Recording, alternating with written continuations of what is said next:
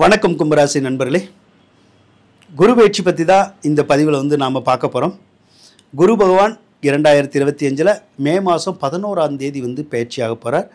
ரிஷபராசியிலிருந்து மிதுன ராசிக்கு பயிற்சியாக போகிறார். இதனால் உங்களுக்கு என்ன மாதிரியான பலன்களை கொடுக்க போகிறார் அப்படிங்கிறத தான் நாம் இந்த பதிவில் பார்க்க போகிறோம். குரு பகவான் எப்பயுமே ஒரு சுபமான கிரகம், நல்ல கிரகம். உங்களுக்கு சந்தோஷத்தை தருதுன்னா குரு தான் கொடுக்க முடியும். உங்கள் வீட்டில் சுப காரியங்கள் நடக்குதுன்னா குருவோட அருள் இல்லாமல் நடக்காது. அதே மாதிரி நீங்கள் வசதி வாய்ப்புகளோடு இருக்கீங்க, காசு பணத்தோடு இருக்கீங்க, செல்வம் செல்வாக்கியம் பொண்ணு பொருளோடு இருக்கீங்கன்னா அதுக்கெல்லாம் குரு தான் காரணம். சொந்த வீடு வாசல் சொத்து சோகம் பேரு புகழும் மதிப்பு மரியாதை எல்லாமே இருக்குன்னா அதுக்கெல்லாம் குரு தான் காரணம்.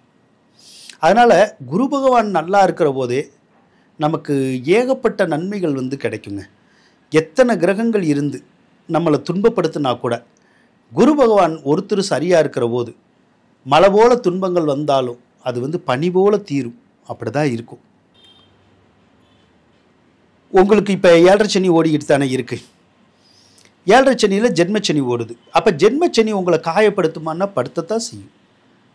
வேதனைப்படுவீங்களா? படுத்தத்தான் செய்யும். ஏதோ ஒரு கவலை, கஷ்டம், பொருளாதார பிரச்சனை, கடன் பிரச்சனை, தொழில் இல்லாமல், வேலை இல்லாமல், நினச்சது நடக்காமல், இப்படியெல்லாம் ஏதாவது ஒரு வகையில் உங்களை சிரமப்படுத்திக்கிட்டே தான் இருப்பார் 7.5 சனி.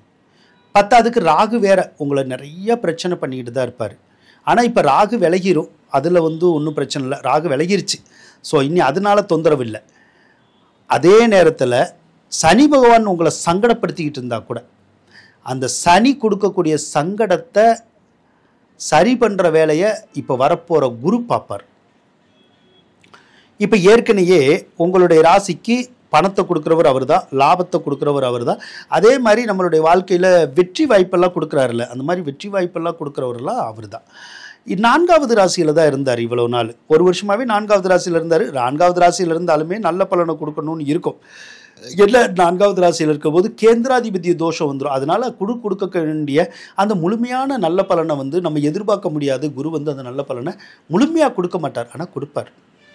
சொந்த பந்த பகையை தீர்ப்பார், சொத்து சோகத்தில் இருந்த பிரச்சனையை தீர்ப்பார், வீடு வாசலை கொடுப்பார், சொத்து சோகங்களெல்லாம் கொடுப்பார். அந்த மாதிரியான வேலையெல்லாம் ஏற்கனவே சிலருக்கு பார்த்துருப்பார்.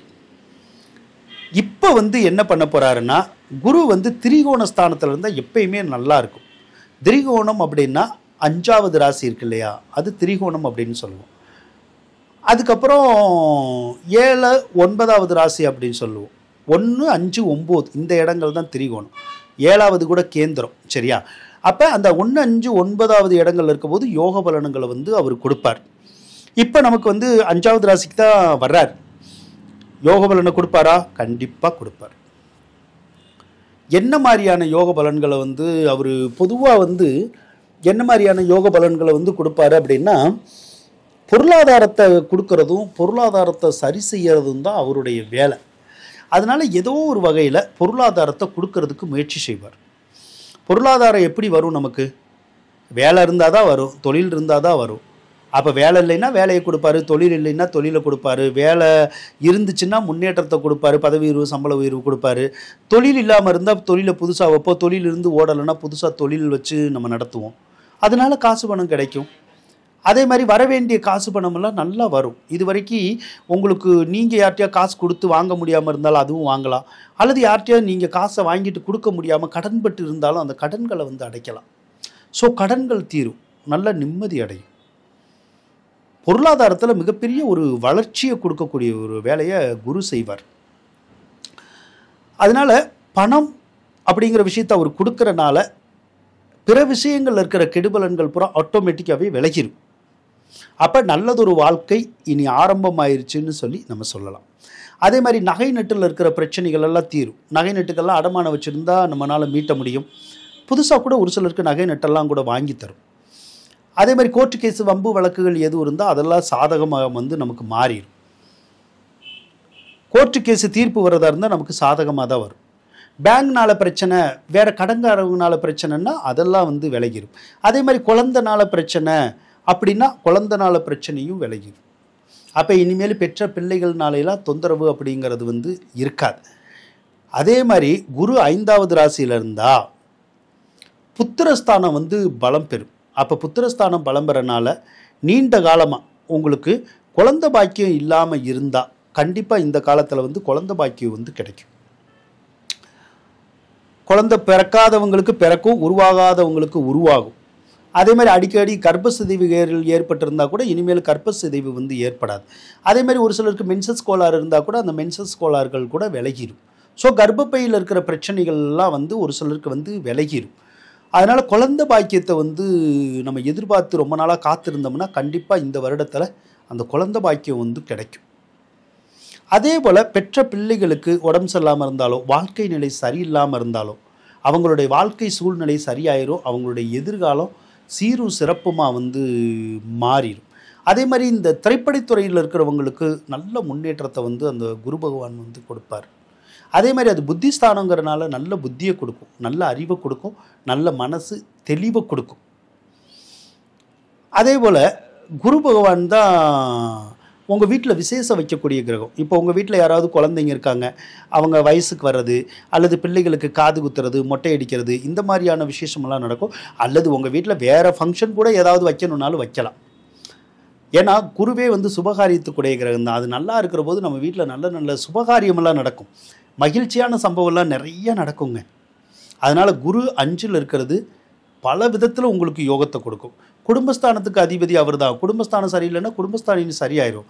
குடும்பத்தில் வந்து சண்டை சச்சரவு இருந்தால் அந்த சண்டை சச்சரவெல்லாம் விலகிடும். கணவன் மனைவி பிரிஞ்சிருந்தால் மறுபடியும் ஒன்று சேர ஆரம்பிச்சிருவோம். வறுமை அப்படிங்கிறது விலகிடும். பண வருமானம் வருது, மிச்சம் பண்ண முடியலன்னா இனிமேல் வந்து மிச்சமாகும். பேங்க் பேலன்ஸ் எல்லாம் கூட கூடும். அந்த மாதிரி தான் செய்யும். அதே மாதிரி அது பார்க்கக்கூடிய இடங்களும் ரொம்ப நல்லா இருக்கும். கரெக்டாக வந்து உங்களுடைய 9வது ராசியை தான் பார்க்கும். 9வது ராசிங்கிறது பாகிஸ்தானம். தந்தை வழி உறவு சிறப்பாக இருக்கும். பூர்வீக சொத்துக்கள் வந்து நமக்கு கிடைக்கும். வெளிநாடு சார்ந்த எந்த ஒரு முயற்சியும் வெற்றி பெறும். அதாவது வெளிநாடு படிக்க போகிறது, வேலைக்கு போகிறது, விசா வேணும்னா அது கிடைக்கிறது, பிஆர் கிடைக்கிறது, இந்த மாதிரியான விஷயங்கள்லாம் அருமையாகவே கிடைக்கும். அதே மாதிரி வெளிநாடு வாழ் இந்தியர்களுக்கு ரொம்ப அருமையான பலன்களை வந்து அந்த குரு வந்து உருவாக்கி கொடுப்பாருங்க. அதோட உங்களுடைய ராசியை வேற பார்ப்பார். ராசியை பார்க்குற போது ஏற்கனவே உங்களுக்கு ஜென்மச்சனி ஓடிக்கிட்டு இருக்கா, அந்த ஜென்மச்சனினால் இருக்கக்கூடிய இடைஞ்சலை வந்து கண்டிப்பாக தீர்த்து வைப்பார். குரு அந்த இடத்த பார்க்குற போது ஜென்மச்சனினால் வேலை செய்ய முடியாது. இப்போ வரைக்கும் உங்களுக்கு கடுமையாக வேலை பார்த்துக்கிட்டு இருப்பார். ஆனால் குரு பயிற்சி ஆயிடுச்சுன்னு வச்சுக்கோங்க, குரு அந்த சனியை பார்க்கும். அப்போது சனி அப்படியே பதுங்கி நிற்கும் பார்த்துக்குங்க. அதாவது இப்போ ஒரு நாயவோ விலங்கினங்களவோ நம்ம அடிக்க போனால் ஒரு மாதிரி பதுங்கி பயந்துக்கிட்டு பதுங்கும்ல, அந்த மாதிரி குருவை பார்த்து சனி வந்து பதுங்குற நேரம் இப்போ. அப்போ 7.5 சனி கெடுபலனை கொடுக்கறதுக்குடைய கிரகம் கெடுபலனை கொடுக்கறதையே நிப்பாட்டிக்கும். ஆபத்தை கொடுக்குற மாதிரி வரும், பட் கொடுக்காது. கீழே தள்ளி விட்டுரும், ஆனால் அடி விழுகாது.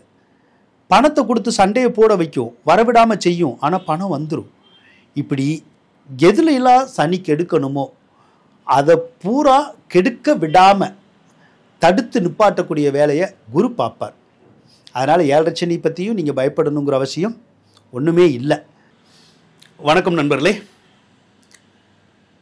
2019வது வருடத்திலிருந்து அஸ்ட்ரோவேல்ட் அப்படிங்கிற யூடியூப் சேனல் வந்து தொடங்கி ஜோதிடத்துக்கான அந்த வீடியோ பதிவுகள் எல்லாமே இது வரைக்கும் போட்டுக்கிட்டே தான் இருக்கேன்.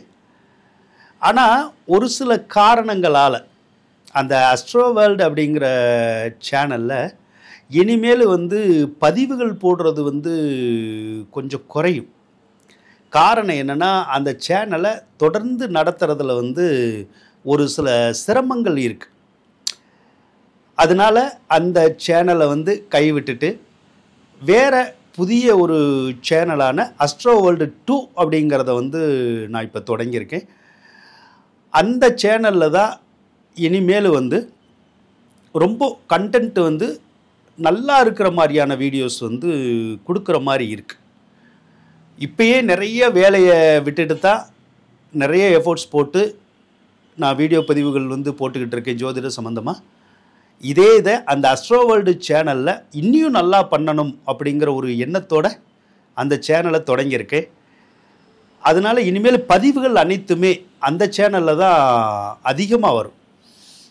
அதனால் அஸ்ட்ரோவேல்டு 2 அப்படிங்கிற சேனலை தயவு செய்து மறக்காமல் சப்ஸ்கிரைப் பண்ணிடுங்க. கூடவே அந்த பெல் பட்டனையும் ப்ரெஸ் பண்ணிடுங்க. உங்களுடைய நண்பர்கள்கிட்டையும் சப்ஸ்கிரைப் பண்ண சொல்லி சொல்லுங்கள்.